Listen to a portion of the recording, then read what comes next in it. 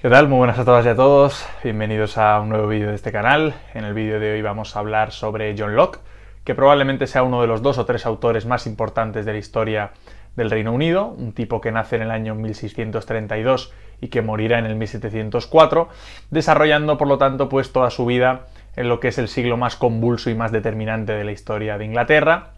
el siglo XVII, que está plagado de guerras civiles, de conflictos internos, incluso de cambios en la forma de gobierno, con aquel paso de la monarquía a la república que duró unos pocos años, con ejecuciones de monarcas, como es el caso de Carlos I de Inglaterra, o con una serie de conflictos religiosos, ¿no?, que se fueron sucediendo a lo largo de todo el siglo y que serán fundamentales para entender pues, el desarrollo y la obra de este autor, ¿no?, de John Locke.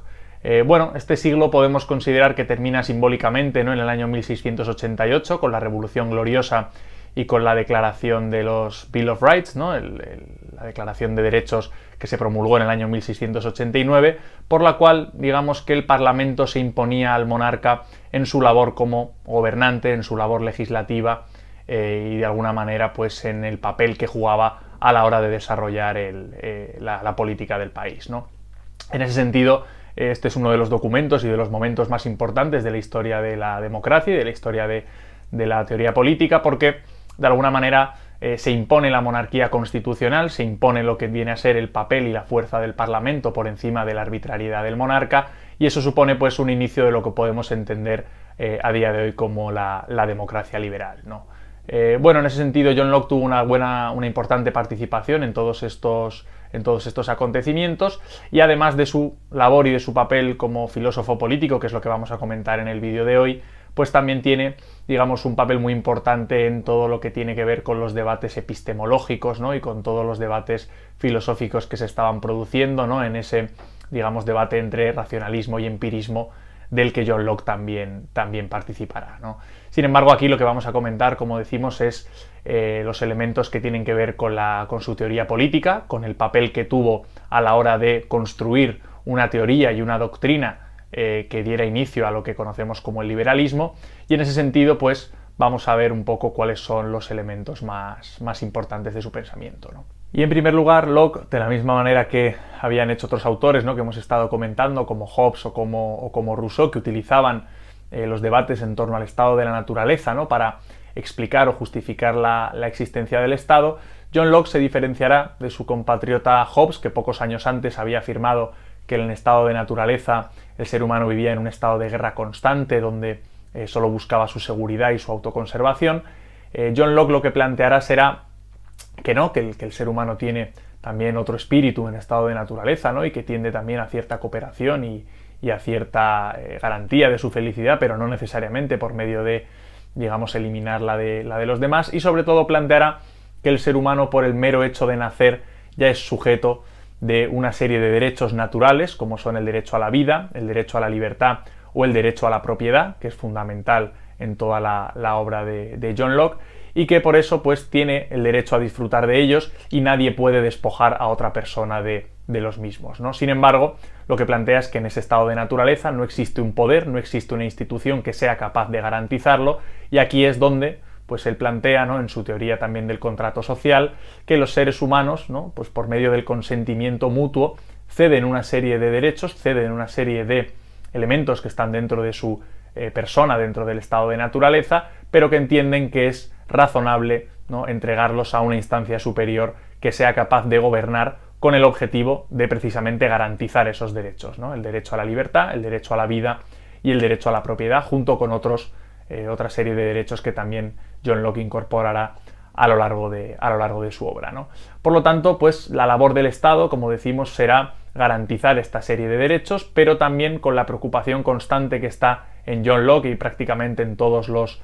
autores del pensamiento anglosajón, que es cuáles son o cuáles deben ser los límites del Estado, los límites del monarca, en definitiva los límites del poder, sea cual sea el que esté constituido, para defender lo que John Locke considera que es lo más importante, que es la libertad individual y los derechos del individuo, ¿no? Por lo tanto, pues esta será un poco la preocupación fundamental, ¿no?, dentro del pensamiento político de John Locke, ¿no?, la manera en la que se construye un Estado que por una parte sea capaz de garantizar y de proteger estos derechos naturales, estos derechos individuales, pero que por otra no tenga un poder absoluto ni tenga un poder ilimitado, ¿no? Y que no garantice o no proteja la capacidad del individuo de desarrollarse libremente, ¿no? Entonces es aquí donde John Locke articulará toda una teoría del Estado, ¿no? Toda una teoría de cómo tiene que instituirse el Estado para poder cumplir con estos dos propósitos, y aquí es donde en primer lugar pues hace lo que considera que es lo más elemental y lo más eficaz para un gobierno justo, que es la separación de poderes. John Locke nos habla del poder legislativo, del poder ejecutivo y del poder federativo, ¿no? A diferencia del poder judicial, que luego añadirá Montesquieu dentro de su teoría, y en ese sentido, pues bueno, el papel del poder legislativo sería, bueno, redactar y derogar las leyes. Por otra parte, el poder ejecutivo pues tiene que ver con todo lo que es la ejecución y la aplicación efectiva, ¿no? De esas mismas leyes y cuestiones como la declaración de las guerras, etcétera, etcétera. Y por otra parte, lo que él llamará el poder federativo, ¿no? Que tiene que ver también con toda la política exterior, en este caso del Estado británico, ¿no? Por lo tanto, este es un primer elemento que ya observamos dentro del pensamiento liberal, ¿no? Que es todo lo que tiene que ver con la separación de poderes para de esta manera garantizar que todos y cada uno de los poderes están controlados por otro poder que a su vez también está controlado, ¿no? Y en ese sentido, pues aquí vemos, ¿no?, el germen de lo que después será la teoría de la separación de poderes mucho más desarrollada dentro de Montesquieu, ¿no? Por otra parte, bueno, también John Locke determina o nos explica cuál es la importancia que tiene que tener la ley, ¿no? Es decir, según John Locke, la ley tiene que estar por encima no solo de todos los individuos y de todos los sujetos que conformen la nación, sino también del propio Estado, ¿no? Es decir, se configura otro de los principios de la democracia liberal que conocemos hoy en día, que es el Estado de Derecho, ¿no? El propio Estado y los propios gobernantes y personas que rigen la política de una nación tienen que estar sujetas también a la ley, y este es otro elemento fundamental que también está dentro de John Locke. Y por último, ¿no?, en último lugar,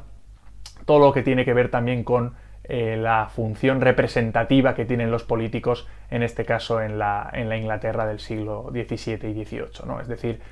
John Locke entiende que el pueblo no puede participar constantemente dentro de la política y que por eso hace falta un sistema de representación, ¿no?, donde los ciudadanos puedan participar en el proceso legislativo, pero siempre desde una función, digamos, representativa y secundaria, ¿no? Por lo tanto, aquí vemos, ¿no?, cómo están los tres principios que configuran los estados liberales, ¿no?, que a día de hoy conocemos. Por una parte, la división y la separación de poderes; por otra parte, digamos, el Estado de Derecho, ¿no?, y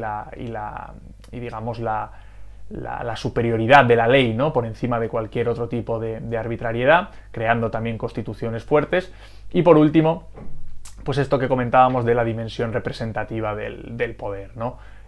Bueno, John Locke incluso también plantea que si todo esto no funciona para limitar, digamos, el poder de los gobernantes, ¿no?,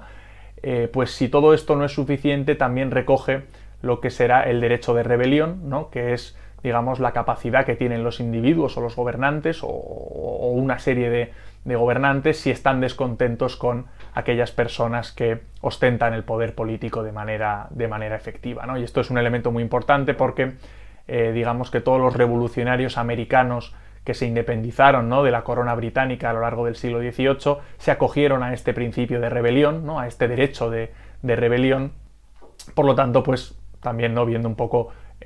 digamos, toda la importancia que tuvo el pensamiento de John Locke también en el proceso de independencia de las colonias norteamericanas, ¿no?